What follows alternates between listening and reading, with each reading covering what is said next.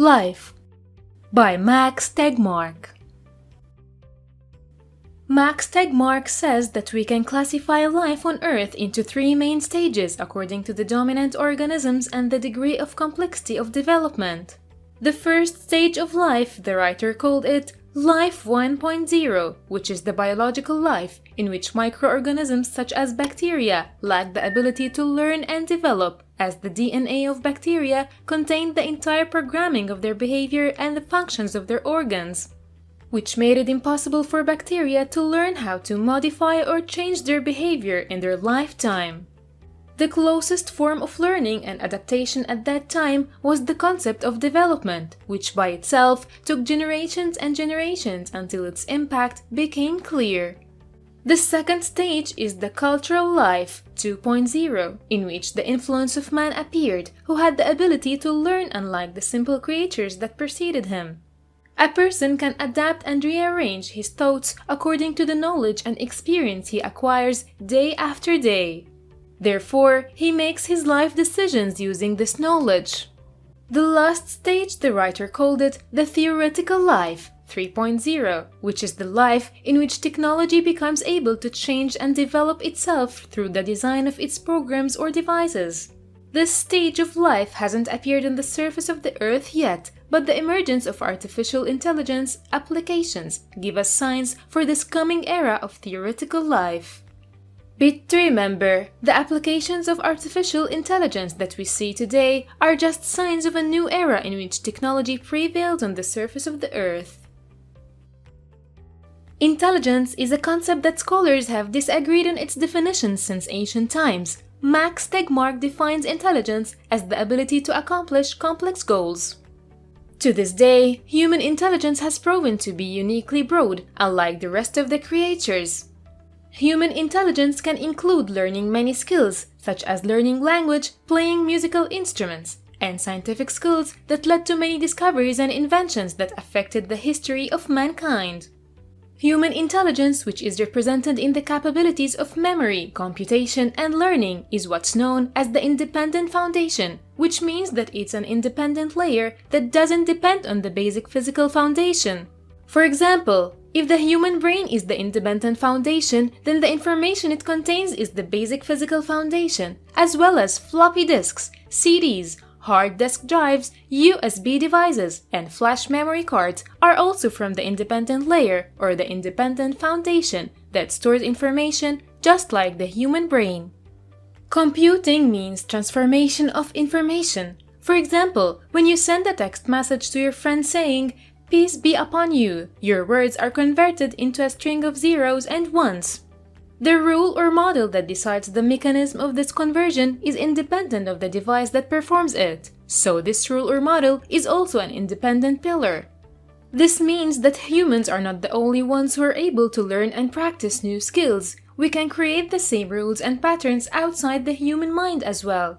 Therefore, artificial intelligence scientists focus on developing machine learning methods so machines are able to learn and develop in order to improve and develop themselves. The first applications of artificial intelligence may be in the form of machines that are capable of outperforming humans in specific tasks, such as shooting basketball or playing chess. But it's clear that the concept of intelligence is not only a biological human characteristic, so machines can complete complex tasks and become able to develop and learn, just like human beings. Bit to remember, mental skills such as memory, calculation, learning, and intelligence are not human characteristics, but they can be learned by machines.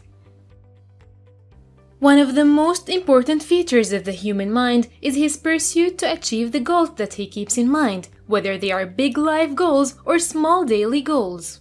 The universe in which we live also works in the same way, as we find it always in a constant state of striving to increase cosmic chaos, or what's known as the concept of entropy, which began from the beginning of the universe and continues to this day. We find this concept in several scientific theories, the most important of which is thermodynamics, where the particles in the universe tend to move towards increasing levels of chaos and entropy, which leads to the collapse of stars and the expansion of the universe. This shows how important goals are, which we may have difficulty in identifying them when we're dealing with artificial intelligence. Should smart devices have goals, and who's responsible for setting these goals? When setting goals for artificial intelligence systems, we can start, for example, with the golden rule that says, treat others as you would want them to treat you. But even if humanity can agree on some ethical principles to guide artificial intelligence machines, implementing human-friendly goals will be more difficult. For example, if you ask a self-driving car to get you to the airport as quickly as possible, this may lead to getting into a traffic accident or arriving at your destination and feeling very sick and tired from the speed of the journey. Therefore, the artificial intelligence systems in the car have understood your declared desires but lost sight of your basic and unspoken motives.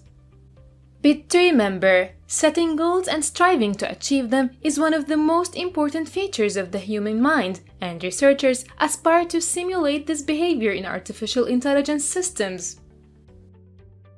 One of the most important challenges facing researchers in the field of artificial intelligence as well is the issue of awareness and feeling, and how machines can become conscious and aware. We might like to imagine that consciousness is something that's related to cognition and the process of human brain, but we're not aware of every brain process that takes place in the human brain around the clock. For example, if you're driving on a public road, you're not usually well aware of everything in your field of vision. There are a number of things that you may ignore, even though they are in your field of vision, such as steering wheel, birds, and billboards. It's not clear why there's a hierarchy of consciousness and why the brain categorizes information that some are more important than others. Therefore, there are multiple definitions of the concept of consciousness. The author chose a broad definition known as self-experience. Using this definition, researchers can investigate the concept of consciousness through a number of questions. For example, how does the brain process information? Or what are the physical properties that distinguish conscious systems from unconscious systems? Artificial intelligence researchers also discussed how we might develop artificial awareness or artificial intelligence self-experience. The subjective artificial intelligence experience is supposed to be richer than the human experience, as artificial intelligence devices use a huge number of sensors, making their sensory experience much fuller and broader than ours.